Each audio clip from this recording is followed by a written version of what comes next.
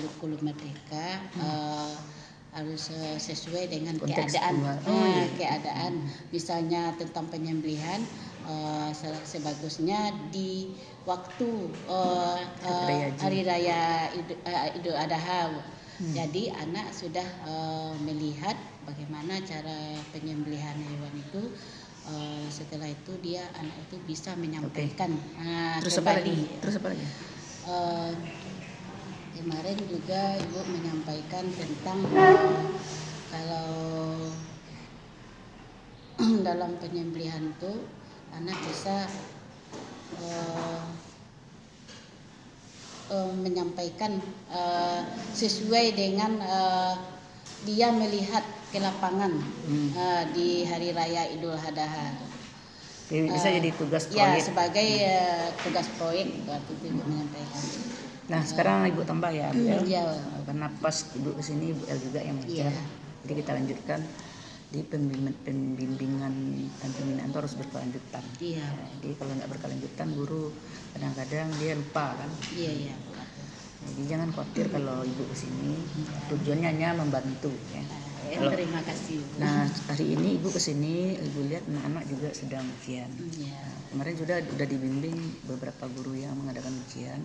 Itu ujian tuh memang harus berdasarkan program, berdasarkan tujuan pembelajaran. Jadi apa aja yang dikerjakan guru itu harus berdasarkan program, melaksanakan pembelajaran dan melaksanakan ujian. Kan sudah ada indikatornya. Sebetulnya ujian anak-anak ini hari apa tuh? Yang paling penting itu adalah ujian formatif, asesmen formatif. Tahu asesmen formatif? Asesmen formatif itu waktu dalam pelaksanaan belajar. Jadi kalau dalam pelaksanaan belajar anak-anak sudah bisa, Ibu rasa ujian apa ini mungkin hanya sekedar mereview saja. Tapi bukan utama ini. Yang utama itu adalah asesmen formatif yang kita laksanakan setiap tatap muka. Pasti ada indikator dan asesmen yang 3 itu. Kalau anak itu udah tuntas, itulah nilainya untuk 1 TP, untuk 1 KD. Nah, kalau mau menguji lagi, itu sifatnya merecall, mereview. Ya, jadi yang paling utama itu assessment formatif, authentic assessment namanya. Nah, itu yang jadi penilaiannya. Nah, kalau mau menambah ini sifatnya mereview ya, bukan utama. Terus sekarang Ibu masuk lagi melihat sumber belajar. Sumber belajar yang tersedia Ibu lihat di sini. Buku ada di fotokopi ya. Cuma buku yang di fotokopi ini buku BOS tahun 2015. Nah, apakah buku BOS tahun 2015 ini masih relevan dengan program yang ada gitu? Ada. Beberapa yang ada enggak yang dihilangkan materinya? Dihilangkan tidak ada. Sesuai urutannya. Maka itu harus dipastikan program Bu El tuh dilihat. Baru kita lihat buku. Jadi kalau anggapannya memang sesuai, nah kompetensinya tentu tidak sesuai. Nah, buku ini tahun 2012 ini masih kurikulum K13. Jadi kalau pasti sudah jauh perbedaan. Nah, kalau mengajar berdasarkan buku juga, apalagi buku itu udah lama, kompetensi tesnya yang ada di sini tidak sesuai lagi. Karena setiap perubahan kurikulum kompetensinya pasti beda. Urutan rumusannya pasti beda. Jadi itu ini juga ada satu lagi bukunya. Itu perlu dipahami guru ya. Jadi jangan guru berpatok hanya materi. Nah, di kurikulum pun materi itu kadang dihilangkan, ada yang dihilangkan dan ditambah. Itu udah disampaikan kemarin ya. Tapi kalaupun materi sama, itu tetap kompetensi pasti dilihat beda. Makanya guru patokannya harus program. Makanya program itu pertama dilihat, program itu yang pertama kita rumuskan. Apalagi udah pakai kurikulum Merdeka itu kan CP dan TP. Nah, itu udah jauh lagi perubahannya Bu El. Itu harus dianalisis. Kemarin udah kita analisis, udah jadi program. Tapi kalau mengajarnya masih berdasarkan buku, ini akan jauh ketinggalan dengan kurikulum. Nah, ini yang perlu Ibu pantau ya.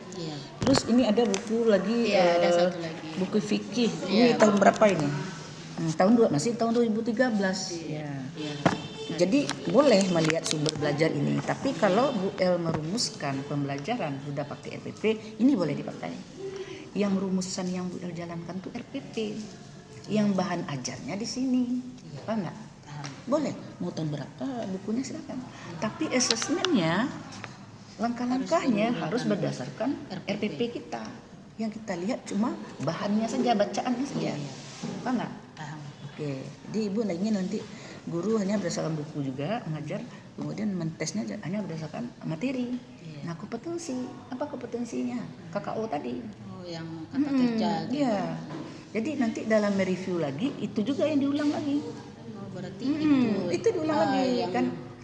Misalnya mengidentifikasi, menjelaskan, kemudian menganalisis, kemudian memahami, kemudian mengevaluasi, banyak kan modelnya. Nah, yang paling bagus tuh kalau anak sudah menyelesaikan kompetensi yang paling tinggi itu level 6. Iya. Nah, kalau udah level 6 berarti anak dikatakan sudah tuntas, sudah berhasil. Kenapa?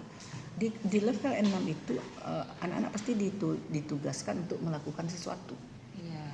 Kalau udah sampai di situ, Contohnya, kalau udah menciptakan. kalau udah sampai mencipta dia, walaupun dia nanti dalam diuji lagi menjelaskan dia kurang, itu menciptanya udah bagus, nilainya bagus, karena dia udah bisa mencipta, udah bisa melakukan. Nah, walaupun LG lagi turunkan kompetensinya, rupanya tetap nilainya yang paling tinggi itu diambil. Nah, dia udah berhasil mencipta, ngapain diulang lagi? Tapi kalau mau mengulang hanya merecall, memanggil kembali memorinya. Tapi umumnya kalau udah dia sampai udah level 6 itu biasanya memorinya akan ingat, dia pasti bisa menjelaskan. Paham? Iya. Jadi kalau mau itu kembali yang ya, kalau mau mengadakan ujian untuk mereview, silakan gunakan lagi KKO yang ada. Yang sudah diberikan. Yang sudah diberikan. Tetap rujukan KKO. Kemudian buku batas. Buku jurnal guru. Dan tidak dibuat. Tidak dikasih. Nah, minta sama Bu Indah. Jadi setiap Bu El ngajar sampai dengan yang ini buku batasnya. Jurnalnya. Cuma beda dari yang Ibu berikan Bu. Belum edisi yang buku ini. Refleksinya Kalau ada. ini enggak ini Bu. Seperti ini Bu. Nah, yang Ibu kemarin beda juga yang beri. Ya, sudah diperbaiki kemarin dengan Wakakulu. Oh, berarti belum siap. Sudah disampaikan. Kan ada Ibu video kan? Iya. Nah, ini diperbaiki refleksi. Ini ruang refleksi. Tugas PR tidak penting lagi. Iya. Anak selesai waktu belajar di indikator-indikator yang 3 tadi itu. Itu aja taati aja itu indikator KKO itu. Iya, Nah, KKO yang 3. nggak perlu anak pakai PR. Nah, kalau PR itu hanya nanti tugas proyek. Itu yang PR. Tapi untuk zaman sekarang anak tuntaskan dengan indikator yang 3 tadi itu. Selesai, anak udah selesai, dapat nilai dia. Iya. Setiap menyelesaikan TP langsung ada masukkan ke nilai, buku nilai. Setiap menyelesaikan TP, KD masukkan ke nilai. Nah, kemudian KD dan TP itu ada beberapa kali pertemuan tuh. Iya. Ada yang setiap pertemuan selesaikan dulu. Kalau mau 2 kali Ini pertemuan, nah nilai. baru masukkan ke nilai. Pertemuan 1 mungkin dia mendapat nilai 60, ya kan? Iya. Pertemuan 2 mendapat itu dibagi, baru masukkan ke buku nilai. Nah, ini masih belum diperbaiki juga. Ini apa Bu? Ini apa ini? Ini sikap penilaian. Oh, ini Penilaian benar sikap. sikap. Semangat anak itu tidaknya. Nah, ini dilakukan. Kan masuk lagi nih sekarang Iya. tanggal berapa? Setiap mau mengajar itu lakukan penilaian. Kenapa? Nah, ini jadi evaluasi bagi anak-anak bagaimana dia dalam kelas. Semangat dalam belajar. Sebetulnya pengen juga Ibu mengajar. Besok ngajar Pak? Oh, besok enggak ada. Ada lagi.